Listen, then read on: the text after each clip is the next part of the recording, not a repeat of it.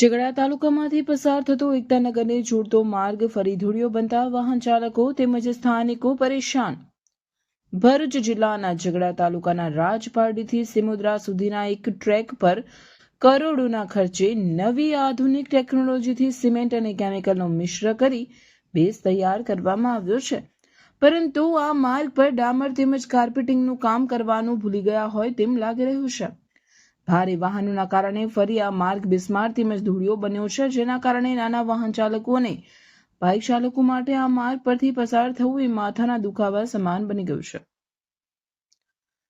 અત્રે ઉલ્લેખનીય છે કે ઝઘડા તાલુકાના મુખ્ય વેપારી મથક ગણાતા રાજપાડી 4 રસ્તા નજીક ખાણી પીણીની લારીઓ ચલાવતા તેમજ અન્ય દુકાનદારો આ માર્ગ પરથી ઉડતી ધૂળના કારણે હાલાકી વેઠી રહ્યા છે।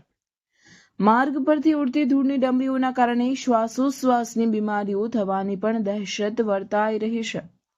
શું માર્ગ પર ડામર પેચવર્ક કરવામાં આવશે કે આ જ રીતે વાહન ચાલકો મુશ્કેલીનો સામનો કરતા રહેશે તેવા સવાલો ઊભા થયા છે।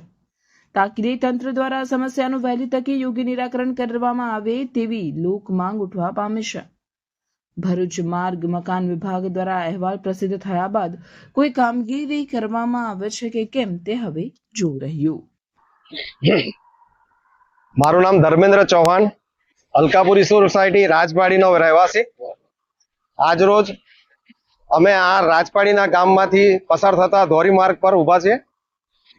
જે સમસ્યા 6 મહિનાથી અમે બતાવી રહ્યા છે કે પુષ્કળ પ્રમાણમાં ધૂળ ઉડે છે, તો એક આ કેમિકલ વાળો રસ્તો જે નવી ટેકનોલોજીથી બન્યો છે, તો અમને એમ હતું કે રાહત થશે, પરંતુ આ એટલી મોટી સમસ્યા ઊભી થઈ ગઈ છે રાજપાડી માટે કે આ કેમિકલ લોકોના ઘરોની અંદર જઈ રહ્યું છે, પુષ્કળ પ્રમાણમાં ખરાબ થઈ ગયો છે રસ્તો, અને આની જે ધૂળ ઉડતા કેમિકલ વાળી ધૂળ શરીરમાં જાય, રોગ થાય છે, અને શ્વાસના રોગો પણ ખૂબ ઊભા થઈ ગયા છે, લોકોની બીમારી વધી ગઈ છે। આજરોજ આ તહેવારો નિમિત્તે અમે લોકો ઉત્તરાયણ પર જયારે ધાબા પર ગયા ત્યારે પુષ્કળ પ્રમાણમાં ધૂળ હતી, અને ઘરોની અંદર પણ એટલી બધી ધૂળ આવે છે। તો આ સોસાયટીમાં અલકાપુરી સોસાયટી છે, આ ચંદ્રકાંત એન્કલેવ છે, કેવી રીતે રહેતા હશે, અને રાજપાડીની ગામની પ્રજા કેટલી સહનશીલતા હશે કે આજે 6 મહિના થવા છતાં બી સરકાર આની પાછળ કંઈ જ કરતી નથી। તો અધિકારીશ્રીઓને બી જણાવું છું, પ્રશાસનને બી જણાવવા માંગુ છું કે આનો વહેલી તકે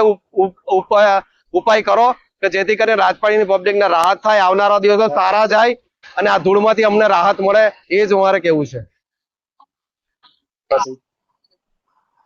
હું રાજપાડીનો રહેવાસી, અલકાપુરી સોસાયટી।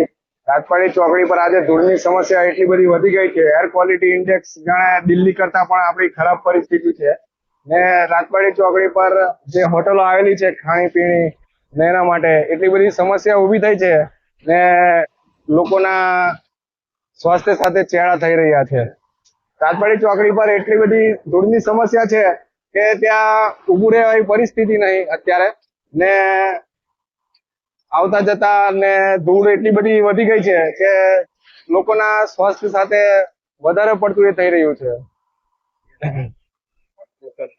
એની વહેલી તકે ઉકેલ લાવવા વિનંતી। આ જે રોડ બનાવ્યો છે કેમિકલ સ્પેસ ટેકનોલોજી વાળો રોડ બનાવ્યો, અને PWD માં આની મીટિંગ થઈ હતી, આખા ગુજરાતના લોકો આવ્યા હતા તઈ ઓફિસરો આ રસ્તાનું સેલિબ્રેશન કરવા। આજે આ રસ્તાની હાલત એટલી બધી ખરાબ છે કે એટલી બધી ધૂળ ઉડે છે આ કેમિકલમાં કે આપણે રસ્તા પર ઝઘડિયા સુધી જવું હોય ને તો પરિસ્થિતિ ખરાબ થઈ જાય છે કોઈ બી માણસની। એટલે વહેલી તકે આનો ઉકેલ લાવવા વિનંતી।